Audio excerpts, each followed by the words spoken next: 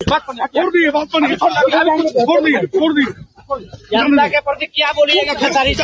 बहुत अच्छी जनता, बुरी थोड़ी होती है। छपरा की जनता आपको 60,000 लोग प्यार मिला, चलिए जिन्होंने वोट दिया उनके बारे में क्या कहेंगे आप? वोट नहीं, आशीर्वाद है भाई। आपको क्या लगता है कि इस तरह का वोट मिला? लोगों का दिल जितना रहेंगे बोल रहूंगा भाई। यहाँ सेवा करेंगे। मैंने यही जी कहीं तक कहाँ रहो, घर छोड़ दे, घर छोड़ दे, ये घर है ले लिए। खेसारी जी क्या कहेंगे? क्या कहेंगे? केंद्र पर कहने न खो जाने दो तो कह देते हैं। नहीं मतलब क्या उम्मीद क्या है?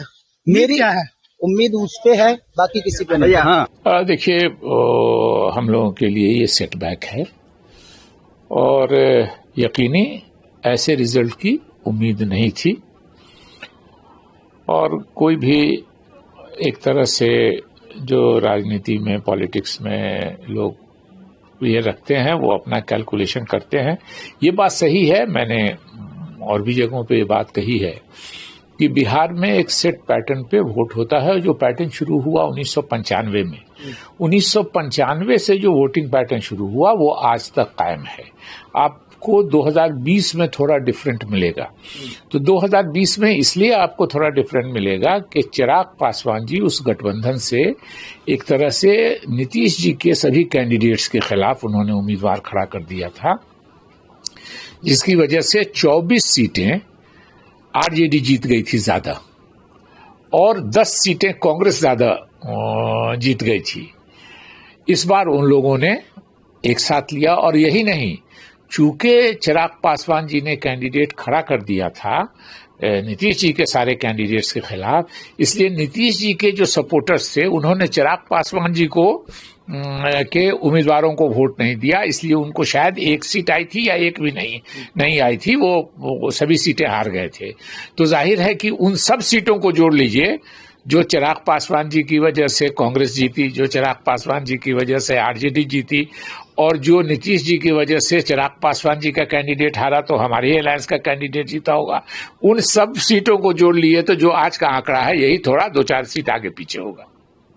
लेकिन सर आप लोगों की पार्टी, आपने तो फिलहाल इस्तीफा दिया हुआ है, लेकिन कांग्रेस एक सीट पर अभी आगे है किशनगंज, वो भी 20,000 वोट से। उसके अलावा पीछे है सभी सीटों पर। इवन ओवैसी साहब की पार्टी जो है वो 6 सीटों पर जो है अभी तक जीत मनाई हुई है अभी और आगे की। तो ओवैसी साहब से भी आप लोगों की पार्टी एक सीट पर रह गई। तो कहाँ आपको लगता है कि गलती हुई? वोटर अधिकार यात्रा तक निकाली गई, आप लोगों ने चुनाव आयोग पर ऊपर हमला भी किया, उसके बावजूद लोगों ने आपकी बातों को सुना नहीं। हाँ, ये हम लोग के लिए भी शॉकिंग है कि हम एक सीट पर आए। कांग्रेस जब बगैर अलायंस लड़ी थी 2010 में तो हम 4 सीटों पर जीते थे, जिनमें से 3 सीमांचल में जीते थे और एक सदानंद बाबू हमारे पुराने प्रेसिडेंट थे, वो भागलपुर कहलगांव से जीते थे। लेकिन एक सीट पर अलायंस में रह के आरजेडी के साथ हम लोग एक सीट पर आ जाएंगे, इसकी उम्मीद कांग्रेस के बहुत से बड़े मुखालिफ भी जो रहे होंगे उनको भी नहीं होगी। ये हम लोगों के लिए शॉकिंग है। और जहां तक बात इसकी है कि उनकी असदुद्दीन ओवैसी साहब की पार्टी जीती है 6 सीट, तो वहां उनको सीमांचल में लगा होगा, जहां अक्सरियत है। हमको लगता है कि मैंने अभी देखा नहीं है डिटेल, लेकिन लगता है कि ज्यादातर सीटें वो सीमांचल में जीते होंगे। तो वहां मुस्लिम समाज को ये लगा होगा कि हम मजबूती से वो जीत रहे हैं, कांग्रेस के वोट स्प्लिट होने में कहीं कोई तीसरी ताकत नहीं जीत जाए, इसलिए वहां उनको वोट दिया होगा। कहाँ कमियां आपको लगती हैं सर रही? क्या स्टेट लीडरशिप में रही या टॉप लीडरशिप में कमियां रही कि फैसले देरी से हुए? आप तो एक अनुभवी नेता रहे हैं पार्टी में। देखिए, मैं कांग्रेस में तो नहीं हूं, मेरा बोलने का कोई अधिकार नहीं है, लेकिन टिकट डिस्ट्रीब्यूशन के तुरंत बाद कांग्रेस के कई बड़े नेताओं ने प्रेस कॉन्फ्रेंस करके और ये डिमांड की थी और नाम लेके कहा था कि फला ने गलत वजहों से टिकट बांटा है और इल्जाम लगाया था फाइनेंशियल इरेगुलरिटी का और इसका उसका। तो अब उस मामले में उनकी बात उससे भी ज्यादा वो कहते थे 5 सीट नहीं होगी, यहाँ 1 पर आ गया।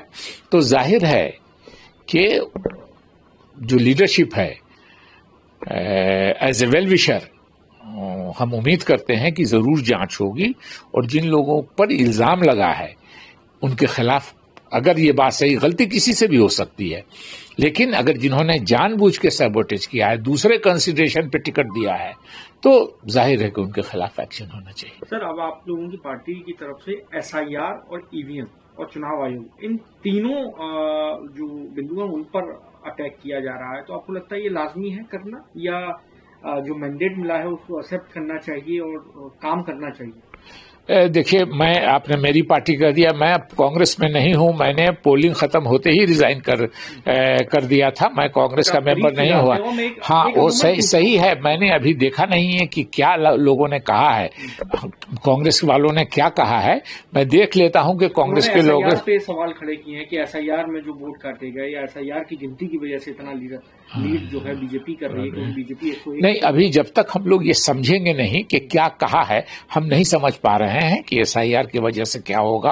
और इसकी वजह से जब तक हम समझेंगे नहीं कि कांग्रेस ने या जो दूसरे अपोजिशन के हमारे लोग हैं उन्होंने क्या कहा है, तब तक मेरा उस पर बोलना सही नहीं। ये जनादेश को हम स्वीकार करते हैं, जनता ने दिया है, और जो जीते हैं NDA उनको मैं बधाई देता हूं, शुभकामना देता हूं। बस उससे आग्रह करता हूं कि जिस नाते आपने वोट लिया है, खास करके हमारी माता बहन को आपने उनको बलगरा के कि आपने 10,000 रुपये का किस्त आपने दिया है और आपने कहा कि हम 1,90,000 रुपये सरकार बनने के बाद हम देंगे, और ये बड़ी संख्या है, 1.5 करोड़ माता बहन है, और उन्होंने यही उम्मीद से आपको वोट दिया है। आप सरकार बनने के बाद तुरंत जो दूसरा किस्त है 1,90,000 रुपये जो हर माता बहन के खाता में देने का काम आप करेंगे। और मैं देख रहा हूं कि इसमें माता बहन जो है, खास करके उनका वोट जो है NDA के पक्ष में गिरा है, जिसके कारण इतनी बड़ी उनकी सफलता और इतनी बड़ी जीत हो रही है, क्योंकि ये इस तरीके से जीत हम लोग कभी सोचे नहीं थे। चुनाव में हार जीत तो होता है, हम ये रेडी थे कि हमारी सरकार बन भी सकती है, नहीं भी बन सकती है, लेकिन इस तरीके से हमने कभी सोचा नहीं था, और हुआ है। तो इसको मैं जनादेश को सम्मान करते हुए मैं स्वीकार करता हूं, और आने वाले समय में हम लोग और भी मंथन करेंगे क्या कारण है। अभी फर्स्ट दृष्टिकोण से तो एक ही चीज दिख रहा है कि बिहार के सभी जाति धर्म के माता बहन जो है उन्होंने नीतीश जी पे भरोसा किया, क्योंकि नीतीश जी का अंतिम चुनाव था।